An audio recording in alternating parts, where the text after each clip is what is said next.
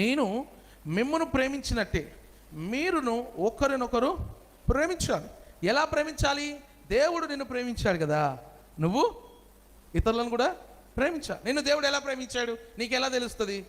చూడండి, దేవుడు నిన్ను నన్ను ఎలా ప్రేమించాడు అనంటే, తన సింహాసనాన్ని వదిలి, తన యొక్క స్థాయిని వదిలి, నీ కొరకు నా కొరకు పశువుల పాకలో పుట్టి, తాను ఆ శిలోమ్రానుపై ఎక్కి, అసలు ఎటువంటి ఆశ, కోరిక, స్వార్థం లేకుండా నిస్వార్థంగా మనకు రావాల్సిన మరణాన్ని ఓడించి మరలా తిరిగి లేచి, నేను ఆదరణకర్తగా మీ మధ్యలో ఉంటున్నా, అయితే నేను మరలా వస్తాను రెండవ రాకడలో, అప్పటి వరకు మీరు మెలకువగా ఉండి ఏం చేయండి, ఒకరినొకరు ప్రేమించుకోండి, నా మాట ప్రకారం మీరు నిలబడండి.